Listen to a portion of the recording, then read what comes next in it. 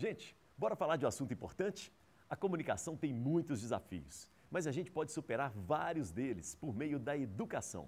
E é por isso que hoje o Papo com Elias conta com uma apoiadora que investe firme no aprendizado que faz toda a diferença. É a UNA. São mais de 60 anos transformando vidas. E ela conta com mais de 400 laboratórios modernos, além de uma infraestrutura de ponta preparada para influenciar carreiras. Com o vestibular simplificado ou com a sua nota do Enem, você dá o primeiro passo para o seu futuro e estuda em uma das melhores instituições de ensino do Brasil, que tem metodologia que alia teoria, prática e parcerias com empresas reais, que te preparam para o mercado de trabalho. É a escolha ideal para quem sonha alto. Investir na sua educação é fazer parte da UNA. Não perde tempo não. Acesse una.br e saiba muito mais.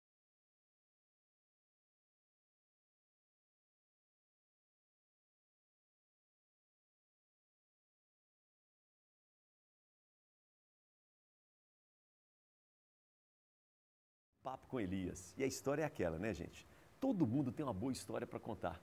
Basta a gente saber como contar essa história. E esse é o nosso objetivo. E para isso, a gente quer muito ampliar os horizontes. E por falar em ampliar os horizontes, deixa eu te ampliar também aqui com relação a uma coisa importante. Deixa eu te falar da moda circular, porque eu preciso agradecer o brechó que me veste. Eu estou com o brechó Peça Rara. E a moda, gente, tem que circular, como as ideias têm que circular também. É muito legal, a gente tem essa coisa do brechó, as crianças, né, com as mulheres, mas nós homens também, todo mundo, vamos quebrar o preconceito. Então um beijo, um abraço para o pessoal do brechó Peça Rara, ali do Anchieta. Valeu, Maurício, muito obrigado. E vamos pensar na moda circular, porque as ideias também circulam. E por falar em circular ideias, eu tenho aqui um convidado maravilhoso hoje. É um artista, multi-instrumentista, cantor, compositor, mas antes de tudo eu considero ele uma entidade. As entidades às vezes estão próximas da gente. A entidade não precisa ser aquela coisa grandiosa, longe. Não, a entidade está do nosso lado. E por que eu falo isso? Porque quando ele aparece, quando ele surge, e eu já tive vários momentos bem diferentes com ele, existe algo além assim. Sabe quando a gente sente? E é muito legal. Tenho o prazer de receber aqui ele, que é uma entidade, e uma entidade muito divertida, que é o meu querido Sérgio Pererê. Elias, maravilha, cara, satisfação. Desde sempre, né? Desde sempre, Desde querido. sempre. Obrigado, viu, pela presença. Que bom, eu que agradeço. Ó, seguinte, eu sei que você foi à África, agora, inclusive recentemente, então, né, você mantém sempre esse contato com a África. Pererê, depois dessas suas idas à África, você se sente mais africano ou mais brasileiro? Rapaz, essa história é longa. Tá. Eu vou ter que fazer um trajeto para chegar nessa resposta, né? O que acontece? Em 2000 eu já tenho essa história, você já me conhece desde sempre, eu tenho essa relação com a africanidade a vida inteira, né? Mas aí, em 2015, eu fui submetido a um teste de DNA, que é o African Ancestry, né? Você foi chamado, você se voluntariou? Como é Não, que isso aí foi uma coisa muito legal, cara. Foi até uma coisa engraçada, que eu estava em casa, do nada, recebi um telefonema de uma empresa de Brasília. Um telefone de Brasília. Aí a pessoa disse, oi, o Sérgio Pererê, tá falando assim, você gostaria de fazer um teste de DNA? Eu falei, opa, o que está acontecendo? Fiquei assustado, né? Assim, olha, mas será que é o ratinho? Eu falei esse número de Brasil, eu falei assim, não, olha, na verdade, Brasil, inclusive, é um lugar que eu vou muito pouco. Eu falei assim, não, é um teste de DNA de ancestralidade. Eu falei, opa, legal, achei interessante, Boa. mas queria entender. E era uma empresa chamada Cinegroup, que estava fazendo um documentário voltado para a ancestralidade, um documentário chamado Brasil DNA África, que aí eles iam fazer testes de DNA com várias pessoas negras do Brasil. Tizumba foi também, Tizumba né? fez o teste também. Então, ó, Tizumba, Zezé Mota, Luiz Melodia fez, Martim da Vila, Ricardo Aleixo, acho que fez também, Rui Moreira. Rui Moreira do Corpo. Virgínia Rodrigues, Sim. Lia de Itamaracá. Então, assim, foram várias personalidades, não só da música, personalidades negras do Brasil, né? Aí você topou. Aí topei e tal. Só que foi muito legal, porque eles, na verdade, no meio do caminho, eles me propuseram além de fazer o teste, de aparecer lá, mas de ser o personagem. de ser aquele que iria fazer, nesses todos, em cada lugar, era Minas, São Paulo, não, Minas, Rio de Janeiro, Bahia, Pernambuco e Maranhão. Tá. Em cada um desses lugares teria uma pessoa que faria o personagem que iria que ia fazer a viagem, né? Que legal, hein? E aí me convidaram para ser esse personagem no meio do caminho. O que foi muito legal, que me deu uma oportunidade de fazer os 2 testes, paterno e materno. Então, em 2015, fiz essa viagem, fiz o teste, que saiu a minha parte paterna, o povo ovimbundo de Angola. Aí fui lá no Planalto Central de Angola, no Reino do Bailundo, conheci o rei e rainha. E materno foi o quê? Materno é o povo Diola, do oeste africano, que é do Senegal e da Guiné-Bissau. Só que aí, como naquele momento já tinha um outro cara, que era do Maranhão, que já tinha saído um povo de Guiné-Bissau, então fizemos os 2 por isso. Porque ele falou, então você vai para a parte paterna, que é Angola. Né? O ideal seria ir para o materno, porque o nosso DNA materno ele é mais presente, né? Só que aí, então, isso foi 2015. Então, fizemos um documentário, fiz a viagem. Você já tinha ido a Angola? Eu já tinha ido ao continente africano. Isso. Já com o Tambolelê? Não, eu tinha ido com um parceiro meu, que é o Zal Sissoko, que é um músico senegalês. Nós fizemos um trabalho junto, eu com ele, Marcos Viana, e nós 2 temos uma parceria já longa, então nós fomos à África do Sul e Moçambique, né, antes, né? Então aí fui para Angola, por causa dessa história, e foi uma coisa badalada, é um documentário que ele tá por aí, ele né, passou no Fantástico, foi uma coisa interessante. Só que o que acontece? É um documentário, então tem ao mesmo tempo que tem a parte ali dessa emoção, é um documentário, então assim, é um filme. Então ali eu viajei com uma equipe que tinha um roteiro, tanto para mim quanto para o rei, para a rainha, para os sobas, né, que são tipo os conselheiros do rei. Era uma coisa, a gente estava dentro de um roteiro. Com um diretor, com um diretor, né, e tudo. Uma técnica. Essa coisa da gente ali, boom, câmera, isso tira, né, uma certa naturalidade da coisa, né? Mas foi muito interessante. E eu voltei querendo saber, pensando muito, eu gostaria de voltar lá, sem equipe. Livre. Por exemplo, eu fiquei no hotel mais luxuoso de Luanda. Eu quero experimentar de ir a Luanda e ficar na casa de alguém. Porque é aí que você vai ver a verdade, claro, né? E a gente, nesse trabalho nosso de arte, viajando pelo mundo, a gente acaba ficando nos melhores hotéis, que, na verdade, é uma coisa preparada para o mundo inteiro. É tipo Matrix.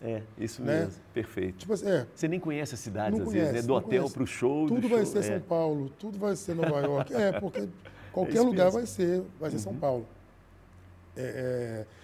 E aí eu fiquei desejando isso, porque eu queria uma oportunidade de voltar a Angola sem ser para um documentário.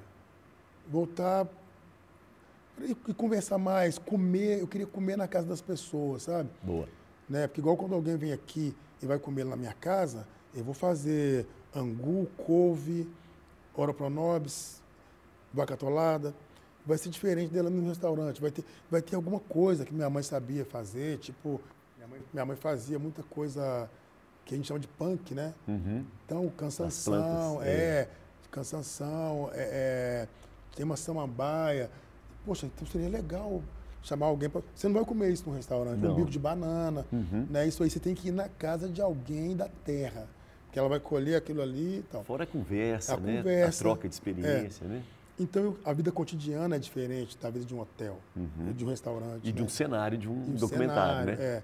Então, eu fiquei com esse desejo de voltar lá de um outro jeito. Só que no meio do caminho, eu fui também pensando, eu quero voltar lá em Luanda, mas antes de voltar a Luanda, eu quero conhecer a minha parte materna. Boa. Só que aconteceu uma coisa muito legal, que aí eu me dei conta que eu tinha amigos que eram do mesmo povo que eu. Aí eu falei, opa, então eu vou começar a perguntar para esses caras coisas. Vou pedir para me ensinar parte da língua, sabe? Para me ensinar e falar da cultura e tal, tal. E música também? E música também, mas acabou que eu ainda vi pouco da música, Tá. sabe? Né, que tem, lá legal isso, né? Você é um músico, mas você está querendo outras experiências, né? A língua é o me bicho, interessa, né? Mais. Porque o que acontece? A musicalidade brasileira, para mim, ela é africana também. Entendi. Então eu gosto muito de pegar a língua africana, trazer para a minha musicalidade brasileira, que eu já misturo com instrumentos africanos. Então eu acho que sendo eu não um afro-brasileiro, é um africano brasileiro, eu acho que fica uma função, uma missão para mim juntar isso, né? Conseguir dizer para o Brasil, olha, a sua música é africana. Dizer para o Brasil isso. Não precisa dizer que é afro-brasileiro, né? Por exemplo, o afro-samba, com todo respeito ao Baden Powell e o Vinícius de Moraes. Não, você não precisa dizer afro-samba. Porque o samba, a palavra samba é africana. Então seria um pleonasmo, né? Quando você fala afro-samba por quê? Afro-samba porque está falando de orixá? Não, não precisa. Não precisa. A música brasileira, nunca tinha pensado nisso. O samba, a palavra samba é uma palavra africana. Ela não é afro, ela é africana. Ela é africana. Então o samba já é africano. Né? Boa.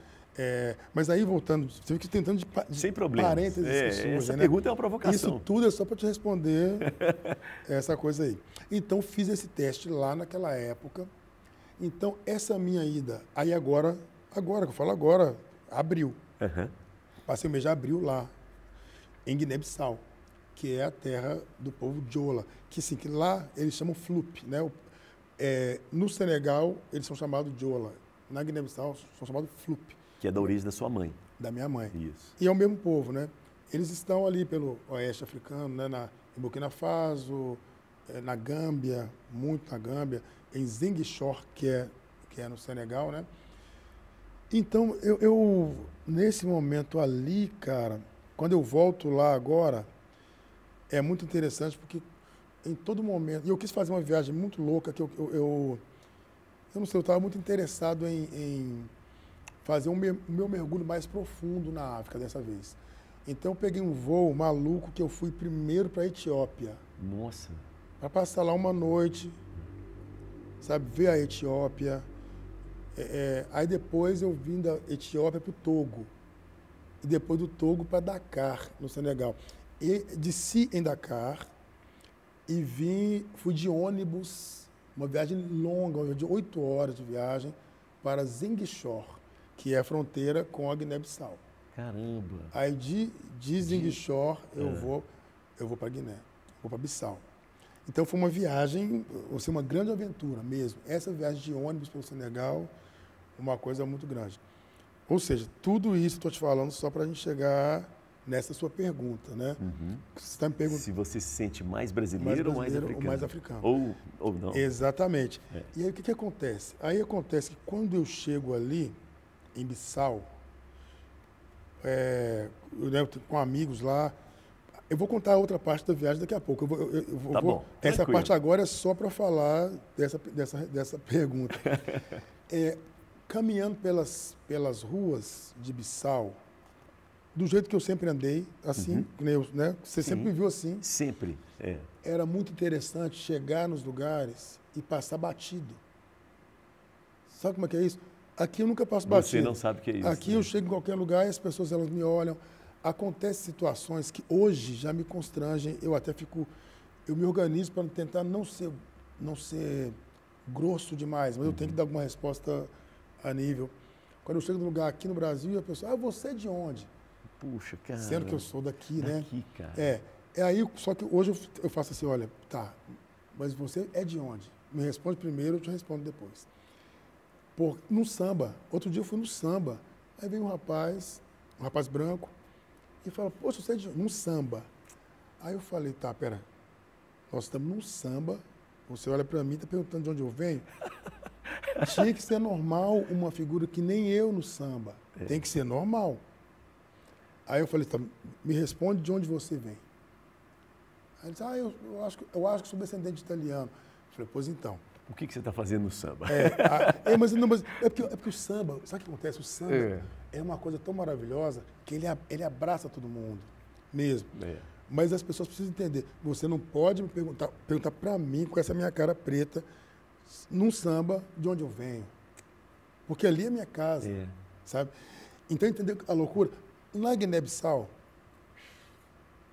eu transitava, ninguém te perguntava de onde você... Ninguém me perguntava. Às vezes tinha uma coisa de perguntar assim, tipo, de quem era meu povo, né? Sim. Porque lá em Igual o mineiro pergunta, você é filho de quem? Filho de quem? Era nesse lugar. Porque Bissau nós temos lá os Balanta, os Pepel, os Mandinga, Bujugo, o Flupe, Mandiaco, Mancânia, Brame, Baúla. Então, e é bonito porque assim, e as religiões também transitam entre si, que tem o muçulmano, o animista, o evangélico, o católico, está todo mundo ali. Né? Às vezes você vê um cara com uma roupa tal, você sabe que aquele cara é um balanta que está prestes a fazer o fanado, que é a iniciação lá deles. Né? Sim. Você vê as mulheres muçulmanas ali bem assim, você nem pode olhar muito, né? Eu só andava assim com a cabeça baixa, porque é um povo muito bonito e tal.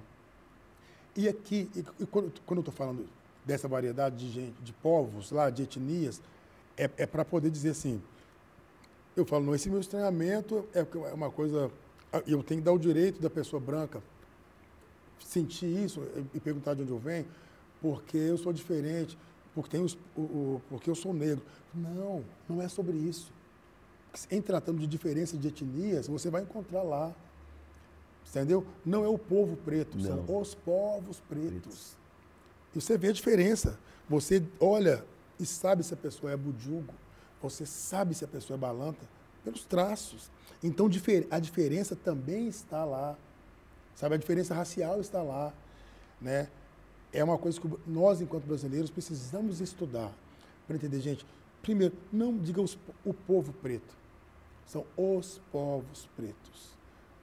Porque são muitas etnias e as culturas são diferentes, as religiões são diferentes, os traços são diferentes, a pigmentação é diferente. É igual a gente pensar no Brasil, né? É igual pensar no Brasil. Os povos brasileiros. Os povos brasileiros.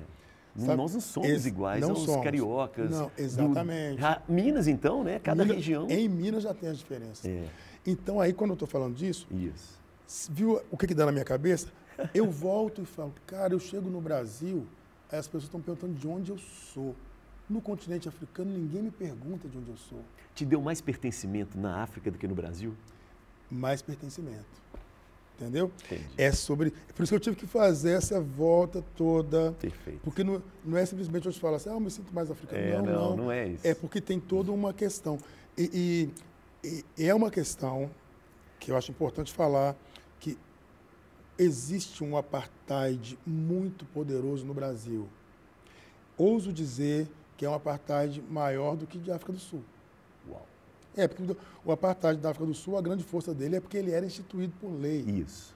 Então, só que olha para você ver, ele tinha sua força, mas ele, inclusive, fez com que, por ser instituído por lei, ele deu essa força do povo... Uma reação. Reagir. É. O nosso não é, então a gente não reage, porque a gente vai achando que está tudo bem. O Pererê, uma vez eu entrevistei o Tio Zumba muito, né? Quando fazia o Caleidoscópio na TV Horizonte. Primeira vez que ele foi. E a gente falou sobre racismo. E ele falou o seguinte, eu não me esqueço disso. Ele falou, olha, nos Estados Unidos, a arma está aprontada para a nossa testa, nós negros. No Brasil, a arma está apontada aqui na nossa nuca. Na nuca, exatamente. Porque eu não vejo. E agora, uma coisa, com relação a essa coisa desse apartheid, uma coisa que é legal da gente... Que é bom a gente dizer, ajudar as pessoas a entenderem isso, né? Um exemplo simples da força disso. Esse momento hoje, nosso aqui, é um momento onde eu, enquanto um cidadão brasileiro,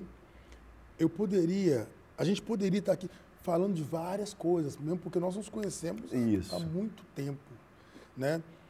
Desse lugar afetivo e tal. Só que ainda não dá. Em qualquer momento, entendeu isso? Em qualquer momento onde eu tenho uma oportunidade de falar em algum veículo, eu preciso lembrar disso. Isso te incomoda, né? Incomoda, porque igual eu tenho um pensamento, eu até já falei isso antes, isso até tem em algum podcast que eu participei. Uhum. Eu não sou antirracista, sabe? Não faz sentido eu me auto-intitular antirracista, porque eu sou antes do racista, sabe? A minha vida pessoal, a minha família, eu tenho filhos, meus filhos estão adultos, né? Eu tenho sobrinhos, eu tenho um clã para cuidar, eu sou rei no congado. Então, eu preciso falar para essas pessoas, eu não posso ficar preocupado, cada dia que eu acordo, com o racista. O racista vai ter que dar um jeito. Ele vai ter... Porque eu tenho música para fazer. Igual agora que eu voltei da Guiné-Bissau, eu levei caderno, e é impressionante, cara, eu não escrevi uma palavra lá. Não? Não. É porque eu estava imerso, né? Eu estava dentro de uma vivência muito profunda. E desde agora que eu cheguei, e assim, como eu fiquei um mês lá, isso foi um luxo, né? Eu tirei um mês da minha carreira para focar nisso. Não, cara, né? isso não é luxo, não. Né? Isso é necessário. Eu não fui lá a trabalho. É. Eu fui lá para vivenciar isso, para o meu espírito, para a minha alma, para a minha vida. E então, tendo feito isso, eu já cheguei apertado de costura, fazendo muito trabalho, muito show, muita gravação, muita coisa. Então, o que acontece? Acontece que esse negócio todo, eu tenho mais o que fazer, entendeu? Eu tenho muita coisa para fazer, então eu ficar pensando no racista, pensando o que eu vou dizer para o racista, o que eu vou... Gasta um tempo. Gasta energia. Uma energia que eu não quero, eu não estou disposto a isso, não. Ele vai ter que sair da minha frente. Aí, olha que legal, vou dar um exemplo muito legal.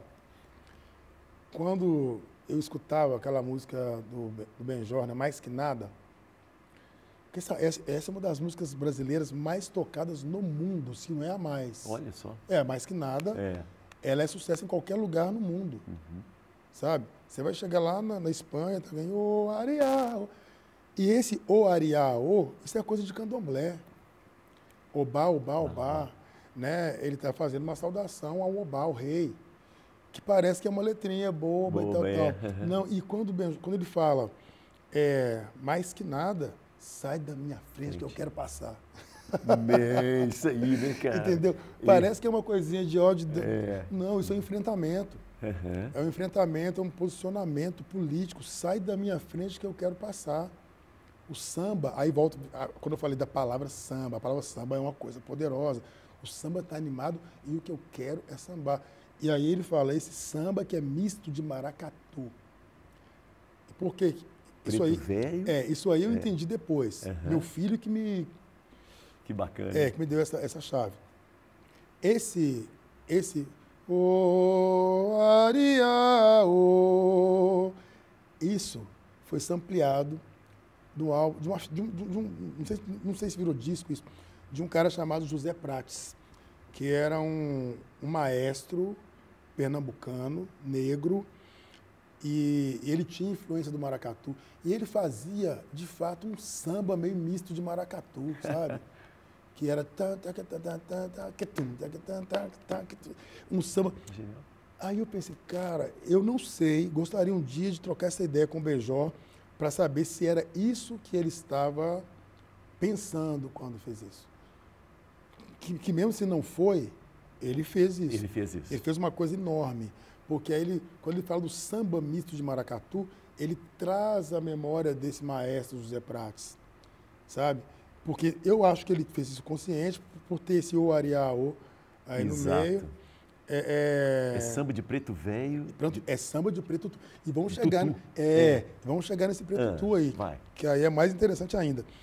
Ele está falando, né? O Ariá, Obá, Obá, Obá. Obá é um rei. Então tá fazendo uma menção a alguém maior. Isso. Né? Um mais velho, um rei.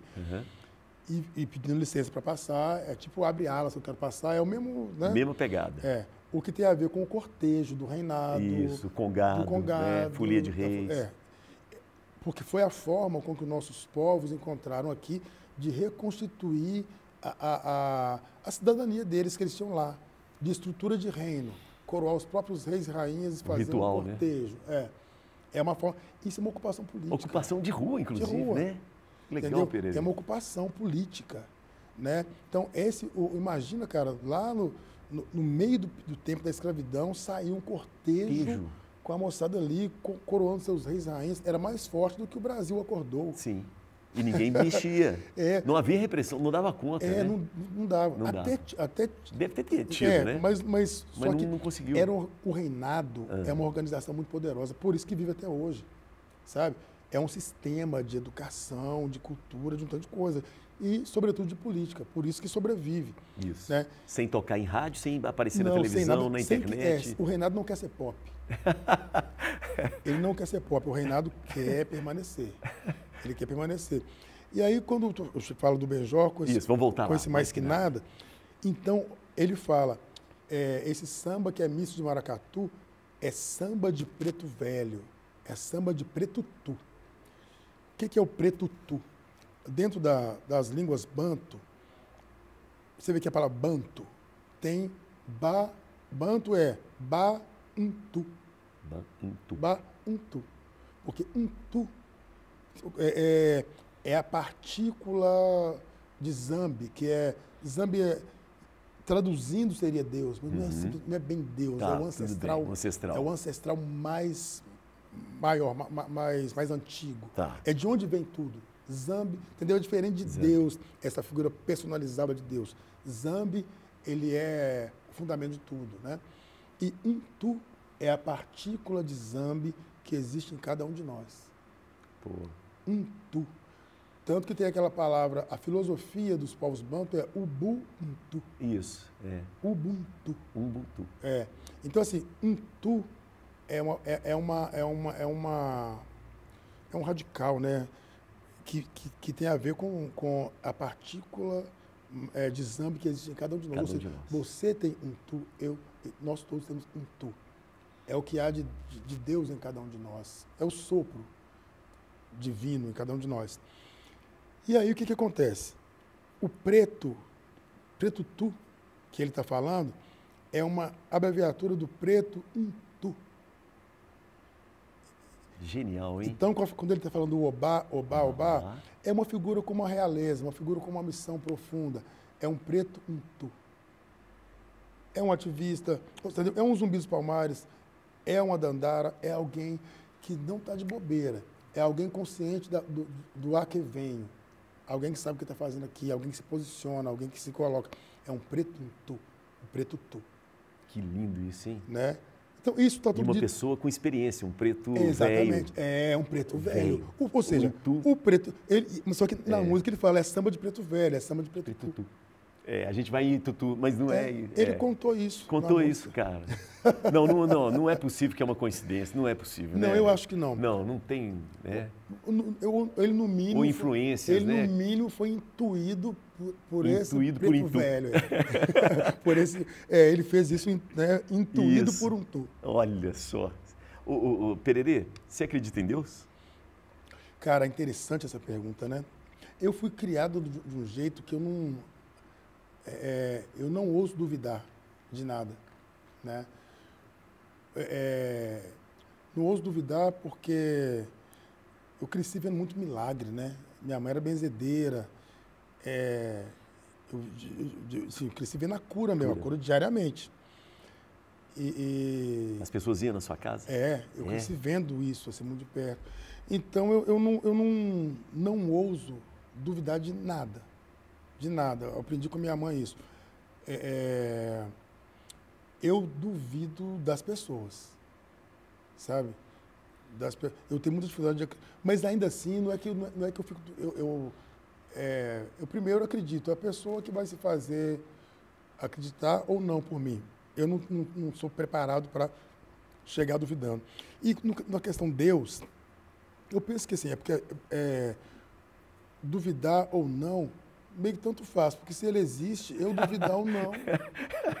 Porque quando eu penso, se eu falo que não acredito, é porque eu acredito. É verdade. Se você fala, eu não acredito em Deus, por que você está falando dele, então? Né?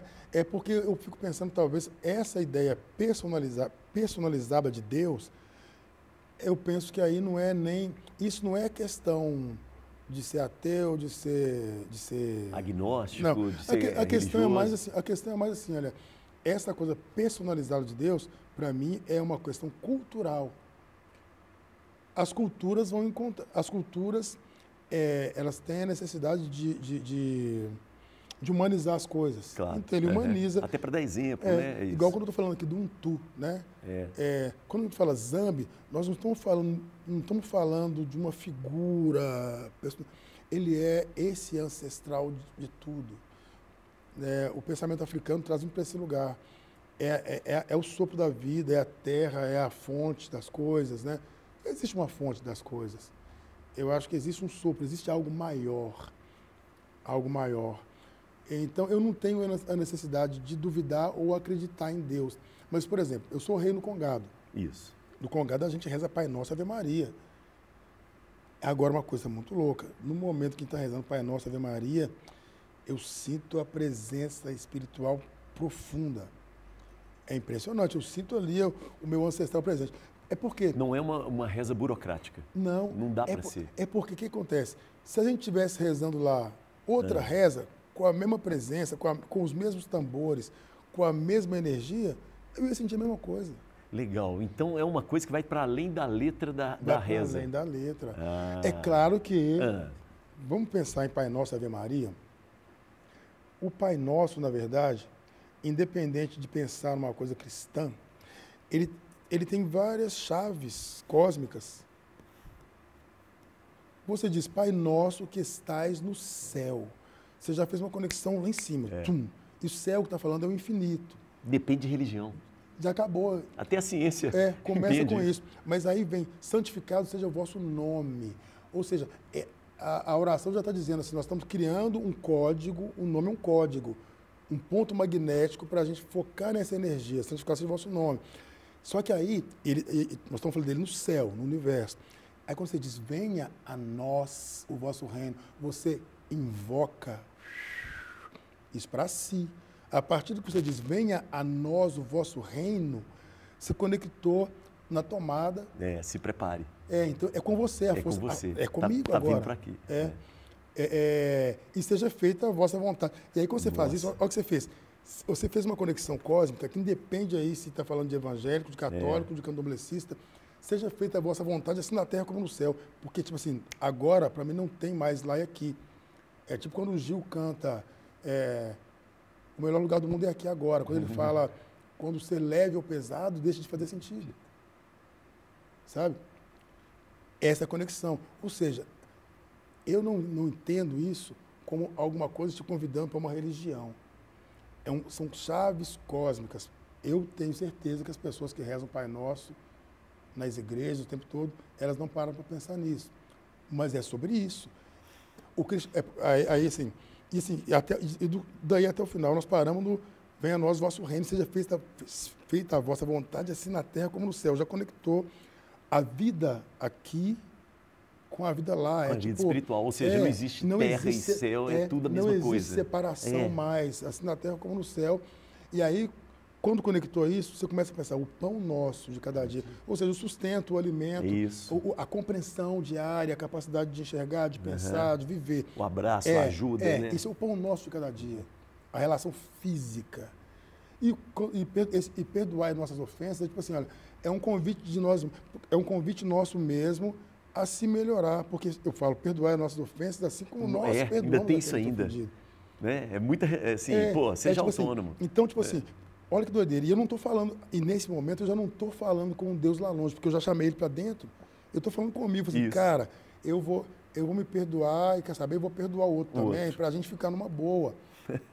Isso é uma coisa entre eu e o outro, não tem Deus no meio. Aqui, ó, porque eu já chamei esse Deus para fazer a vontade aqui, dentro da minha cabeça. Então, aqui, olha, eu vou perdoar e, olha, e também eu estou querendo ser perdoado por aquilo que eu fiz, porque a gente é humano, trouxe para o humano. E aí, quando eu falei, não deixeis cair em tentação, porque quando fala tentação, eu penso, nossa, tentação do pecado. Não acho que é por aí, não. É porque, assim, já que eu conectei com tudo isso, que eu não perca. Que eu não perca tudo isso que eu conectei até aqui. Que eu não desista. Cair em tentação é desistir, Desistir da vida, do outro. É sucumbir né? ao medo. Poxa, eu estou conectando com a graça de estar vivo, então eu vou cair em tentação, eu vou começar, eu vou me deprimir, eu vou, sabe? Hoje nós estamos diante, cara, a depressão está em todas as casas, a ansiedade. Aumento do número de suicídios, por exemplo. Então, A pessoa desistiu mesmo, cara. Eu desisti. E no final ele fala, mas livrai-nos do mal. E quando eu rezo o Pai Nosso, eu rezo, mas livrai-nos do mal. E eu penso comigo, livrai-nos sobretudo do mal que eu possa fazer. Então, ou seja, é uma coisa... Lembrei do Chico César agora, né? Eu tenho medo do... Como é que é? Do mal... Deus me proteja de mim e da maldade de gente boa, né? E da bondade da pessoa ruim. E então, Ave Maria? Cara, Ave Maria, você está fazendo um reconhecimento de que nós estamos nos conectando com uma energia feminina. A Terra é regida como uma energia feminina. É simples assim. O congado, ele louva a Nossa Senhora e pronto. Entendeu? Você pode perguntar para um reinadeiro antigo, resume para mim o que é o reinado. O reinado é uma devoção ao Rosário de Maria. A mãe. E pronto. É isso. A energia feminina, né? Sabe? É essa mãe que cuida de onde a gente vem, é a terra, é a natureza, é tudo, né?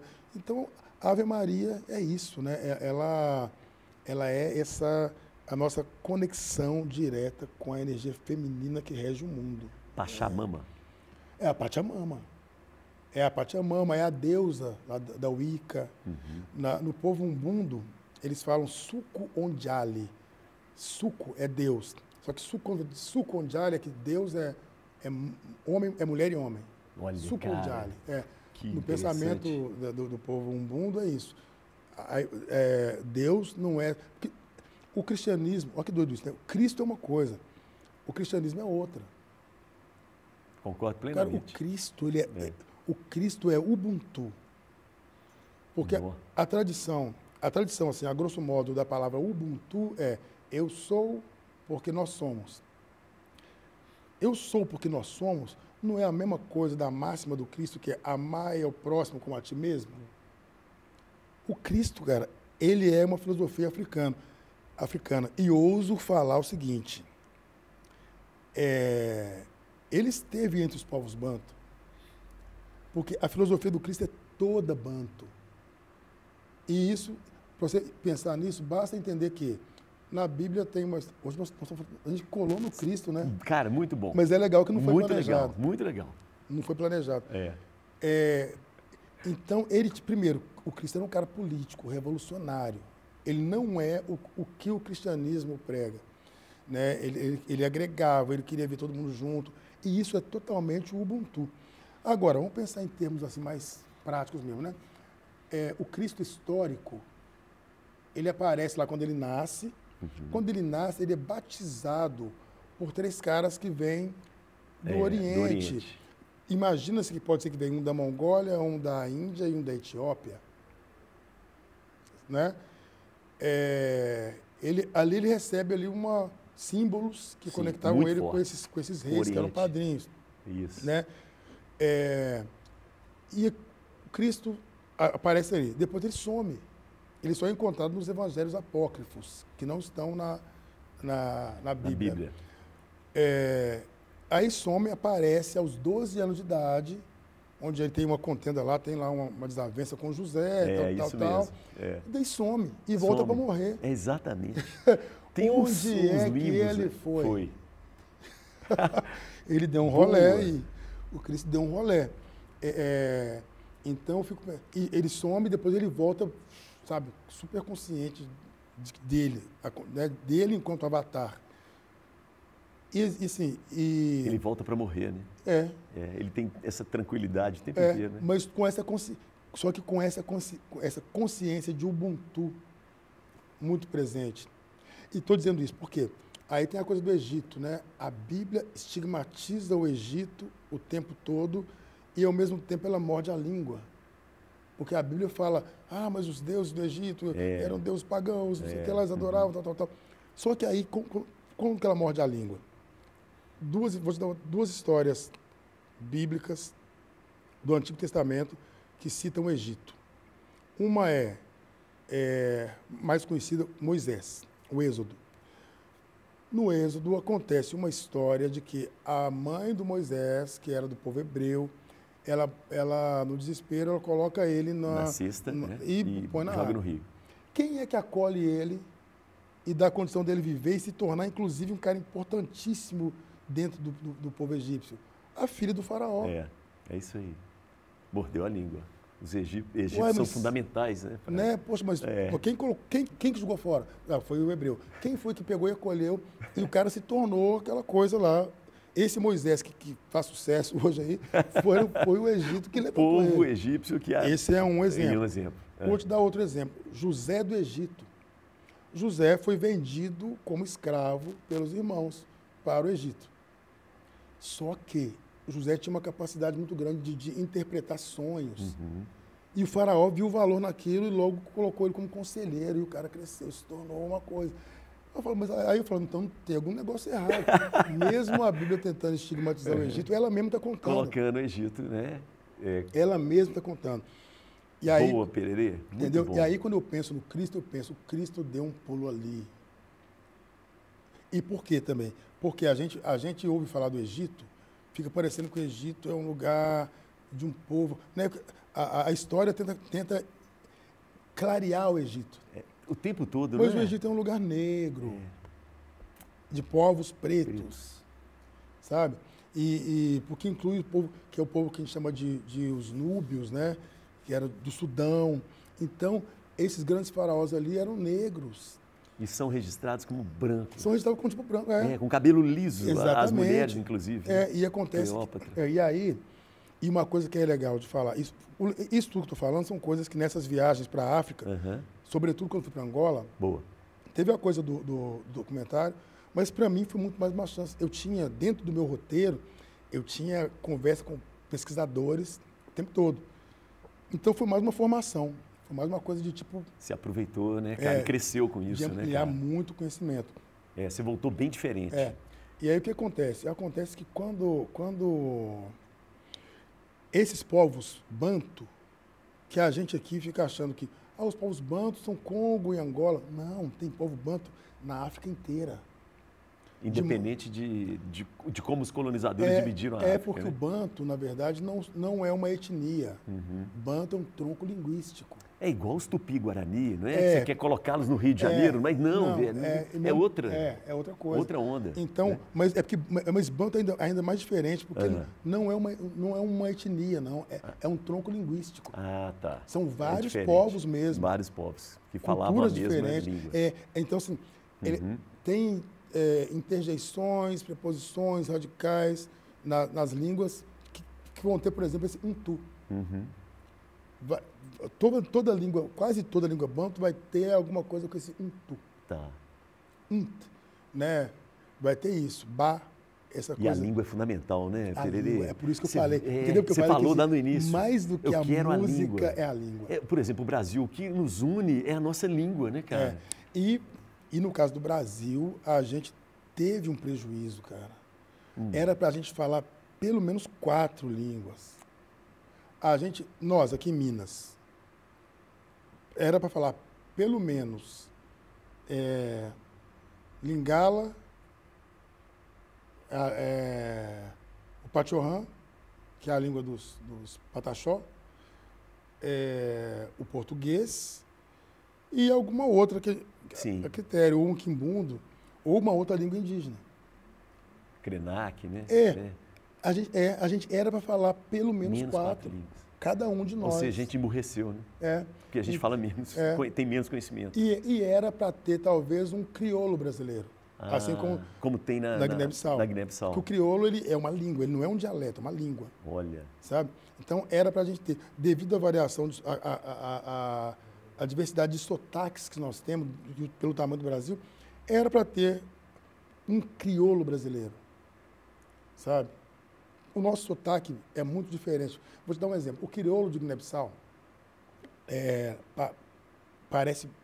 lembra, às vezes, o sotaque mineiro. Por exemplo, no crioulo, quando eu te pergunto como é, tipo, aqui eu falo, como é que você está? Como é que você está? O mineiro fala, como é que você está? Né? Como é que você está? O crioulo de Guiné-Bissau te pergunta, como que você está? Olha, velho. Como que você está? Né? É muito parecido. Assim, a rítmica. Entendi. A melodia. Esse kuma. E kuma agora? Como que você está, irmão? Né? Como é que você está, meu irmão? Isso é muito Minas Gerais. Cara, isso foi legal para você poder fazer uma associação e aprender mais rápido. Né? Mas o legal é que eu estou estudando crioulo. Na verdade, assim, eu estou estudando crioulo há um ano já. Né? Como que você estuda, Pererê? Com professores, né? Né? Pois é, porque eu ia te falar isso, cara. Porque não dá, você tem que ter a língua viva, né? Eu tenho um negócio que eu criei já há um tempo, quando eu resolvi que eu queria aprofundar nas línguas africanas, aí eu comecei a buscar, por exemplo, o crioulo de Guiné-Bissau, eu conheci uma pessoa de lá e propus para ela, eu inclusive criei um grupo de 150 pessoas para estudar o crioulo com essa moça de lá. Sim. Né? E ela produzia as aulas, mandava para mim, eu criei um grupo de WhatsApp. Passou uma coisa, que legal, uma coisa fechada, não quero uma coisa secreta. Sabe? É aberto, mas é secreto. Para a gente ter isso como tática, para a gente ter isso, pessoas falando. Isso é uma tática. É igual tem pessoas aqui, tipo a Nath Rodrigues. Isso, claro. A gente já se cumprimenta em crioulo. Cara, a Nath, eu fico tentando trazê-la aqui, mas ela está fechada lá. A gente chega no palco, aí quando ela vem participar de show comigo, eu falo, Otep, meu irmão, como está? Ela fala, me está drito, e agora? Puxa, isso a é legal. gente conversa no palco assim. Nossa, isso deve dar um conforto. A Nath Rodrigues, a gente já conversa, se cumprimenta minimamente em crioulo. A Tamires Cunha, que é uma clarinetista maravilhosa, minha querida. A gente também já troca algumas palavrinhas. Né? Meu filho caçula, Imani, a gente também já... Pererê, a música é uma língua? Você considera a música uma língua? Cara, engraçado, eu considerei isso até um certo tempo. Hoje eu me questiono. Por quê? Hoje eu fico pensando que pode ser que sim, pode ser que não. Sabe por quê? Porque durante um tempo eu tinha esse pensamento, né? Eu já vivi coisas assim, de ter a música como minha forma de me comunicar com o outro. Mas depois, hoje, já beirando 50, eu já vi tanta forma diferente de se fazer música, que eu penso, não sei, sabe? Se ela é uma língua ou se ela é uma expressão de vida. Entendi. Sabe? Uma expressão de vida, porque ela sendo uma língua, ela faria parte de uma expressão de vida. Mas ela sendo uma expressão de vida, ela é mais, ela é uma outra coisa. A língua ela tem regras, ela é mais segura, mais né? segura, mais tolhida. Ela é um jeito de se colocar no mundo. Bom, expressão, né? Legal. Uma expressão de vida, um jeito de se colocar no mundo, né? Pererê, deixa eu aproveitar, eu lembro uma vez que você me falou, muitas pessoas elogiam muito a sua voz, né? Gostam muito da sua voz, às vezes se assustam com a sua voz, né? Se sensibilizam, e você me falou uma vez que a sua voz, na verdade, era um problema na prega vocal, né? Uma fenda. Você acompanhou esse momento lá atrás, né? Onde foi o momento mais crítico meu, onde... Poxa, isso que há 30 anos atrás? Foi final dos anos 90. Isso mesmo, isso mesmo. Foi ali que eu detectei que eu tinha uma fenda fugiforme central causada por um sulco vocal, que é uma espécie de uma marca do Zorro, assim, lá nas cordas, uma cicatriz. Eu lembro até, teve um show que você foi, que eu participei no Palácio das Artes, que aí depois você viu, peraí, o que está acontecendo, cara? Cadê? Estou te sentindo cantando mais suave, você lembra disso? Eu lembro, eu acho que era Conexão Vivo, Conexão Telemig. No Palácio das Artes. Eu senti que você está cantando com mais cuidado. Aí eu te falei, olha, isso é por causa disso e disso e disso. Né? Só que o legal... E você depois a gente encontrou, você falou assim, Elias, eu aproveitei aquilo, eu soube me adaptar. Como é que foi isso? Porque aí o que eu fiz, eu criei uma técnica, né? Eu comecei fui tratando com fonoaudiólogo e tal, e fui entendendo que até para os médicos era uma questão delicada, porque é uma questão, um sulco vocal não tem cura. Né? Então eu falei, eu vou criar uma técnica para mim. Comecei a pensar, cara, né? Então, eu comecei a criar uma técnica e também comecei a pensar, olha, se eu tiver que parar de cantar, eu estou escrevendo, e se eu, sabe? Me viro. Eu comecei a entender isso. Tanto que você vê que, por mais que eu cante, hoje, nesse momento atual da minha carreira, o mais importante é a minha escrita. É. Porque eu não sou um cantor, sou um cantor que canta as próprias composições. Isso faz toda a diferença. Né? Porque se eu fosse um intérprete, né, que a mercê das coisas, eu ia ficar... Aí você fica mal. Como dizia lá em casa, eu ia estar na mão de calango.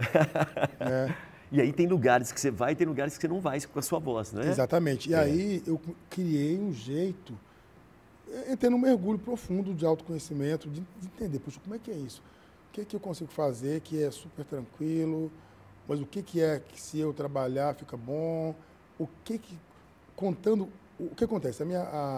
Por ter uma fenda, naturalmente a minha corda vocal vai sair mais ar. Uhum. Então eu vou ter mais dificuldade para afinar, eu vou ter dificuldade para notas longas, para notas agudas, ou até graves, um grave mais coeso, mais metálico, mais definidinho, eu tenho. Aí eu fui mapeei tudo isso. Então, com relação ao que eu tenho dificuldade, eu vou dar uma trabalhada, tipo uma malhadinha, e criei um recurso, uma técnica para mim mesmo, inspirada em animais. Ah, isso eu não sabia, não. Porque eu pensei, para eu conseguir definir melhor o meu grave, desse lugar, porque o que acontece? No que a fenda não fecha, passa muito ar. Perfeito. Aí eu pensei, eu preciso tirar a pressão desse lugar aqui, ó. Trazer a voz para outro lugar. E também achar espaço interno no corpo. Aí eu comecei a pensar, eu comecei a observar a natureza, observar animais. E pensei, eu vou trazer para esse lugar o boi. Porque o boi é o quê? Quando eu penso o boi, naturalmente eu penso no espaço interno, né?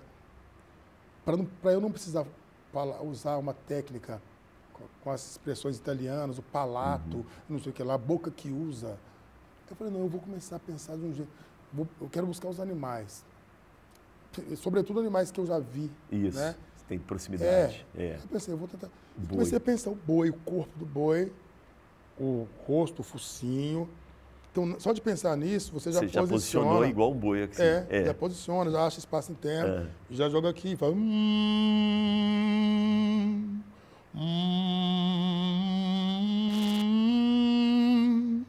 Nossa, cara. Sabe? Do boi, né? Porque você já trouxe... E só de fazer isso, a voz falada já melhora. Parabéns, cara. Então eu fui buscando o boi. Parabéns. Mas quando eu penso no boi, é quando eu quero cantar uma coisa que vai me exigir esse grave com esse metal, né? Tipo um espírito, né? Oh, oh, Mary, oh, oh, Mary. Tá vendo? De pensar no boi, você aciona esse lugar. Mas se eu quero cantar aquelas coisas africanas, da África do Sul, você lembra daquele grupo Black Mambazo que gravou com o Paul Simon? Paul Simon. Emawe, Weba, Silali Mawe, Weba, Silali Mawe, Weba, Silali Mawe, homeless, homeless, moonlight sleeping on a midnight lake. Eu tirei o boi. Tirei essa coisa. Isso. E quem que eu trouxe? Eu trouxe um outro bicho, eu trouxe o gorila, que faz...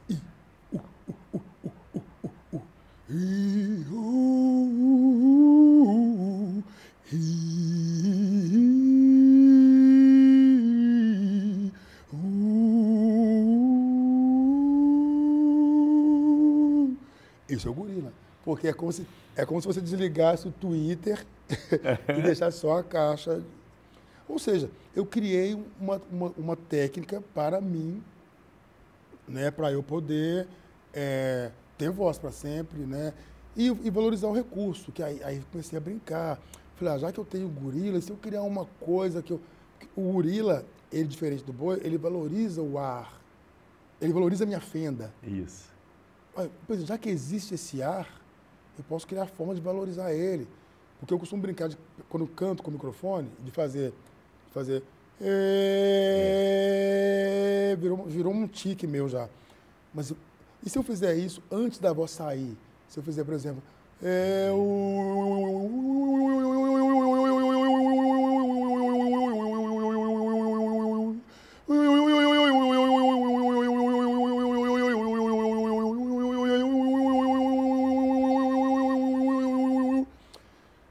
É um movimento que acontece antes da água sair. sair. Então ela já sai para você. É tipo como se ela passasse num pedal Isso. antes de sair. Cara, Ela sai equalizada. Genial, Pererê. Legal demais, cara. Né? Então são técnicas que a gente vai desenvolvendo.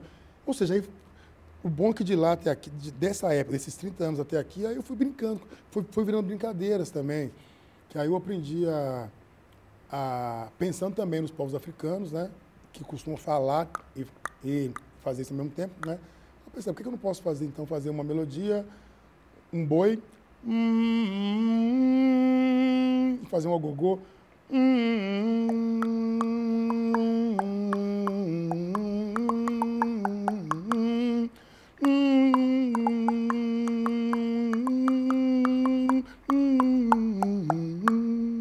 né?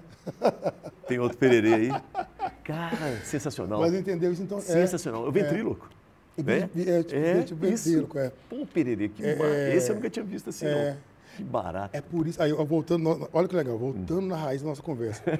Por que quando eu falo assim que eu não posso gastar o tempo falando do antirracismo, porque tem tanta coisa para a gente falar e tem, igual isso aqui é uma coisa técnica que eu tive que desenvolver,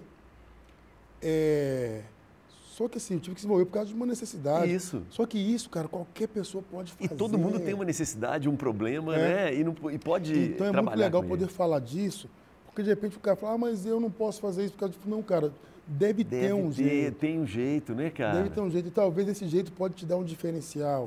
Eu vejo os sabe? esportes paraolímpicos, por exemplo, poxa, né? É sensacional. É incrível. As pessoas não pulam para jogar vôlei. É incrível, cara. Porque a princípio, sabe, o vôlei é um esporte para saltar. Que tem que saltar. Não. Só que não. Não necessariamente. Só que não. Então, assim, essa coisa de ter uma limitação, aí eu vou voltar lá no Pai Nosso, não nos deixeis cair em tentação. Não desista. Ah, legal. Não cai na tentação de pensar que lascou tudo. Não.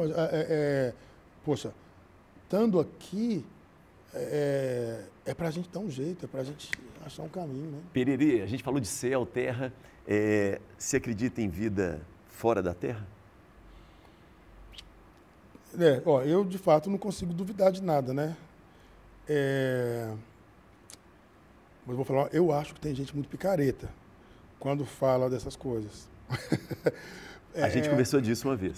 Você me falou que eu consigo fazer contato. Mas eu, desde muito novo, eu sempre tive contatos. Então, quando eu falo disso, é um lugar muito próprio, né? Então, nem cabe o lugar de acreditar ou duvidar. Não é isso, né?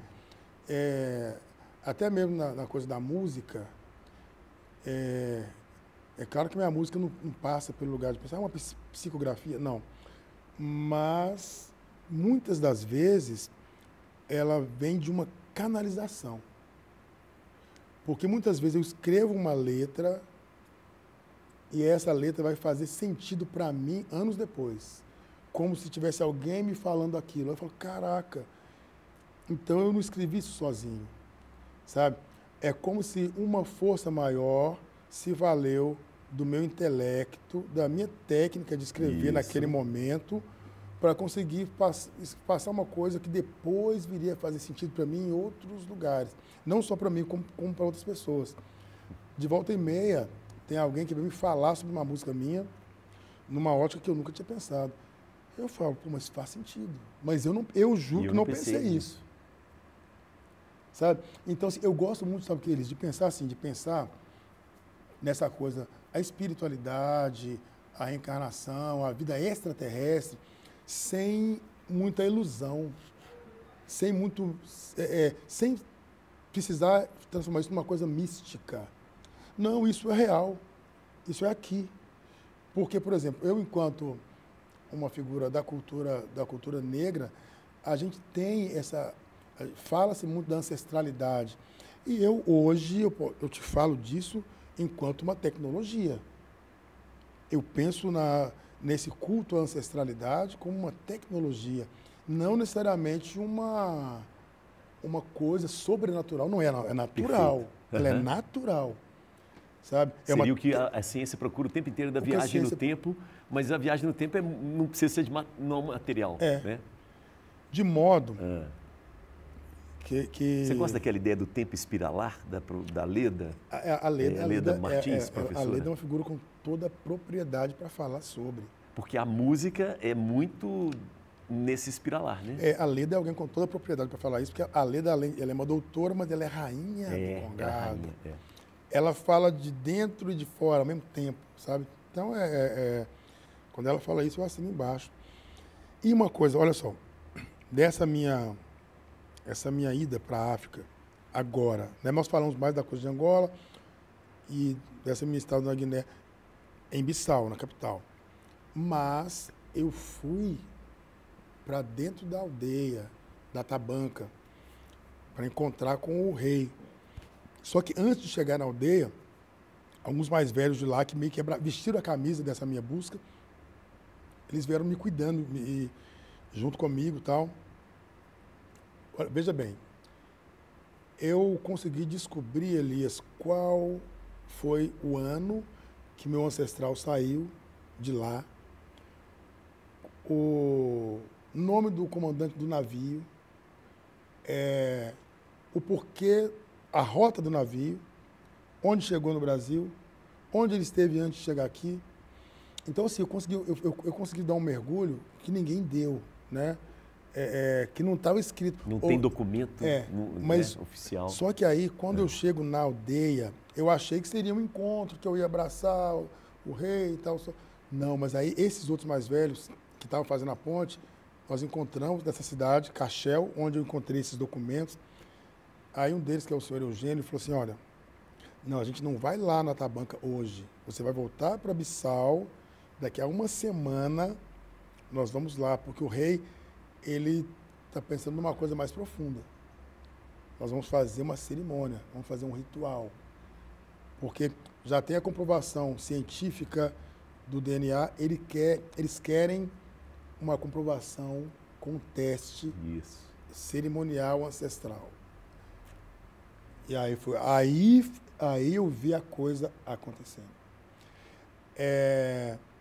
Estou falando disso só para... Eu não posso entrar muito em detalhes disso. Não, tudo bem. Eu vou falar disso em breve, eu estou me organizando. Eu quero contar isso, do ritual ainda. Mas é um ritual profundo. Te assustou? Não. Não? Não, porque eles estavam lá. Foi muito abraçado. Os anciões, os sacerdotes aqui, as sacerdotisas ali, me colocaram ali em contato para falar com o meu ancestral mais profundo. Aquilo foi uma coisa incrível. Só que aí, onde eu quero chegar? O rei me batizou com o nome de Kulalo. Kulalo, quer dizer, o que voltou. Quando ele diz isso,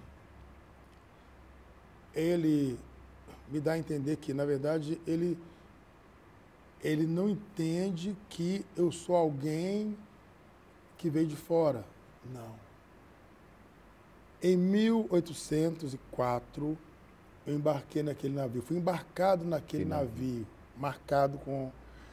E eu falei, eu volto. Entendeu? Entendi. Caramba. Aí, quando ele no fim do ritual, ele me abraça e aí ele diz, Kulalo Ibunome. Kulalo Ibunome. Seu nome é Kulalo. Pedra de responsa, hein? Eu sou aquele que voltou. Você disse que você, em 1804, saiu como escravizado e disse, eu volto. Aí eu voltei. Muitos não voltaram, né? Ninguém voltou. Nem chegou. Tipo isso. Aí naquele momento ali, eu entendia que não é sobre mim. Não é sobre mim. É sobre a história do mundo. Né? Por isso foi diferente da outra vez que eu fui lá na Isso te pesa um pouco? É uma responsabilidade. Né? Olha, tem o peso, mas sabe o que eu sinto, cara? Que os próprios ancestrais criam uma espécie de anestesia. Legal, mais uma vez, né? Eles estão com você, né? Não é um peso só seu. Não e aí meu. Não fica pesado. Né? Não é sobre mim. Então, e isso fica muito tranquilo na minha cabeça. Que bom. Não é sobre mim. Porque eu acho que se por uma pequena por um pequeno devaneio, eu falo, nossa, é sobre mim, aí eu acho que vai dar ruim. É a tentação lá do Pai É Nosso. a tentação. É. Se em algum momento deixar recair sobre o ego, nossa, eu fiz, já era. Vai pesar. Boa. Né? Porque eu preciso, voltando, eu preciso continuar leve para fazer minhas coisas, todas, né? Para ser pai dos filhos, irmão dos irmãos e tal. Isso. O Pereira, por falar em ficar leve, a buzina do Chacrinha ficou até leve agora, depois de tudo isso. Ficou leve, né, cara? Mas ela vai rolar. Que é bom, é som, né, cara? Então eu vou lá, eu vou dar 2 buzinadas e aí você fica à vontade, buzinar o que ou quem você quiser, do jeito que você quiser também, tá bom? Tá bom. Vai lá. Então, eu buzino, Elias, nesse momento, hoje, que nós estamos no 3º milênio, onde a gente imaginava que a gente estaria mais evoluído, né? Ainda mais depois da pandemia, eu buzino esses caras que estão jogando bomba nos outros países, sabe? Eu buzino todo aquele que está fazendo guerra nesse momento de hoje, que isso é uma vergonha. De novo, é uma vergonha, sabe? Todos os dias eu penso nisso. Todo dia eu acordo e falo, cara, é isso mesmo, sabe? Então eu buzino com força mesmo. E vou te falar, eu buzino os presidentes desses países, mas eu buzino a pessoa que aperta o botão dessa bomba. Poxa, ele não é um burocrata que obedece ordens, não é possível, né? A minha cabeça não assimila. Para mim, a guerra é o maior terror de tudo, é a coisa mais inaceitável. Eu posso buzinar mais? Pode. E buzino a pessoa que procura uma justificativa. A pessoa que se diz uma pessoa legal, fala, não, mas jogou bomba por causa... Não tem por causa de... São centenas de pessoas sendo mortas de uma vez, crianças. Não. Não justifica. Não né? justifica. Eu buzino quem faz a guerra, quem aperta o botão e quem acha uma possibilidade de pensar numa justificativa. Boa. Sabe? Então é uma buzina gigante. Muito boa, mas muito boa. Muito boa. Pererê, você é a favor da legalização da maconha? Cara, o que acontece? Eu vou ir para um lugar mais do contexto social que eu venho. Eu sou uma pessoa que vem da periferia, né? Eu não tenho contato com a maconha, eu diretamente, né? Por várias questões da família. O lugar que eu nasci, a maconha tinha uma conotação muito pesada, né? No sentido de que mata-se, na periferia mata-se por causa da maconha, é louco isso, né? Ou seja, não por causa da maconha, por causa da criminalização dela. Do negócio ali, né? Então, ou seja, baseado nisso, eu acho que ela tem que ser legalizada para a gente conseguir evitar essas mortes. Entendeu? Quando eu penso, é quase uma guerra. Né? É muito mais nesse lugar. Eu penso assim que... Entendi. Poxa, cara... Você não está falando da substância, não, nada porque disso, eu não tenho propriedade para falar. Né? Perfeito. Não tenho propriedade para falar da substância em si. Embora, assim, por ser uma planta, cara, planta é planta. Planta é... Respeito, né? Planta é algo sagrado. Então, ela tem alguma função, merece meu respeito, né? por ser planta. Mas o que causa essa situação que ela foi levada... né? Sobretudo por causa da criminalização. Se fosse o boldo, você também teria a mesma postura. Exatamente, né? exatamente. E a questão é que, assim, eu cresci, vi isso, de chegar um cara que estava aqui hoje, cadê fulano? Mataram ele no campo ali hoje. Por causa de R$5. Real. Banalizou de novo, né? O mal, apertar o botão e matar a pessoa. Cara, não, isso é inconcebível. É inconcebível. Então, eu acho que não faz sentido, sabe? Então, assim, ou seja, para acabar com a criminalização, o caminho é a legalização. Legal. Eu acho que vai tirar a graça de muita gente, sabe?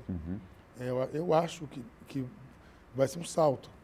Pereira, positivo para nós. Estamos caminhando para o final, né? A sociedade brasileira está envelhecendo, o mundo todo está envelhecendo. A sociedade está preparada para a pessoa idosa? Cara, é engraçado que nunca teve, né? Nunca teve.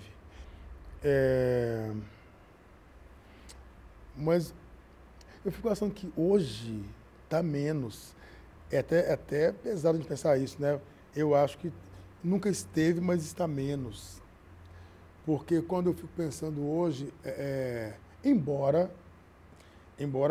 aumentou a longevidade. Isso, né? Tem mais Então, gente. Será que isso incomoda? Nós temos que levar isso em consideração. Nesse sentido que você o tá que falando? era uma vovó de ontem, É. a vovó, que a gente via aquela figura, assim, não, a vovó hoje ela está lindona, está na academia e está disposta a tudo, né? E tem gente trabalhando também para sustentar a família nessa cidade, exatamente. Né? Nas periferias, então. O que eu fico pensando justamente por ter aumentado essa longevidade, como é que está isso? Porque então tem que se pensar numa qualidade de vida mais longa também, né? É, total. Porque sobreviver mais, como é que você viver fala? mais. O cara está cheio de vida, a mulher está ali pronta para um montão de coisa. Ela é simplesmente uma aposentada? Ela não, então a gente precisa agora rever. Já que aumentou a longevidade, tem que aumentar o valor da vida também, a qualidade da vida também. Então, por isso que piorou. É muito... É contraditório, mas faz sentido. Porque se aumentou a longevidade... Aumentou a longevidade, mas essa pessoa está sendo tratada como mesmo um idoso jeito? lá de antes. Isso. Então... Tá ruim, tá pior. Tá pior. Interessante. O artista, ele tem uma longevidade, né? A gente vê aí as pessoas... também é da necessidade de viver também, não tem aposentadoria, né? O artista tem que estar vivo até o seu último momento. Vivo, né? Pelo menos a mente. Ele tem que estar. Né? E é triste quando a gente vê o artista sucumbir, porque, ainda mais quando você pensa, poxa, um artista que já era referência, e a gente tem mania de mitificar as pessoas. De novo, você está lembrando disso? A gente tem mania de mitificar. Então a gente sente, poxa, quando você vê o artista sucumbir, a pessoa dá uma coisinha no coração, mas é porque a gente não consegue humanizar ele, né? E eu, às vezes, gosto desse pensamento de humanizar o artista. Ou seja, humanizar todo mundo, né? São seres humanos. Eu sei que o tempo está acabando, mas a gente não falou tanto de política. É claro que tudo que a gente falou é política. De certa forma. Mas quando eu falo de humanizar, quando eu penso, por exemplo, no Lula, eu gosto muito de sempre ver o Lula humanizado. Pensar no Lula humanizado. Porque isso aqui que eu vou falar, cara, pode gerar até uma coisa de alguém que fica até bravo comigo. Mas, às vezes, eu vejo a gente da esquerda caindo na cilada do mito. Sabe? Eu vejo isso. Se a gente cair nessa cilada, nós vamos transformar numa coisa Atlético e Cruzeiro. E não é. Quando fala de política, nós não estamos falando de um jogo de futebol, nós estamos falando das nossas vidas. Então, a gente não tem que mitificar. Nós não temos que mitificar o Lula. Margarete Menezes me chamou para fazer uma coisa bonita, que foi quando ela veio fazer uma explanação da Lei Paulo Gustavo. E eu achei lindo, né? Mas depois eu pensei, poxa, em algum momento eu queria que a gente pudesse conversar também. Conversar sobre o reinado, conversar sobre várias coisas. Por que isso? Porque eu também não quero mitificar a imagem dela, da ministra. Claro. Sabe? Eu quero conversar. Isso. Ela tem defeitos, ela tem dificuldades. Isso. Né? E eu acho que nós, enquanto povo brasileiro, a gente precisa desenvolver e fortalecer esse movimento, esse entendimento de que nós precisamos conversar.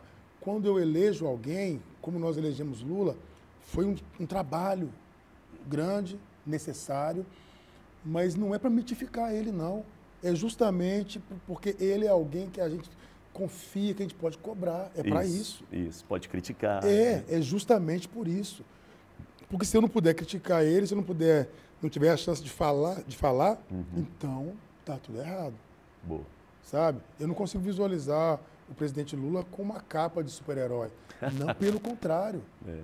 Eu quero observar o que ele está fazendo, eu quero ver o que ele está pensando, para ter, inclusive, a chance de dialogar. Muito bom. Né? Então, isso é um recado que eu dou para a moçada de esquerda, que às vezes cai nessa cilada de mitificar.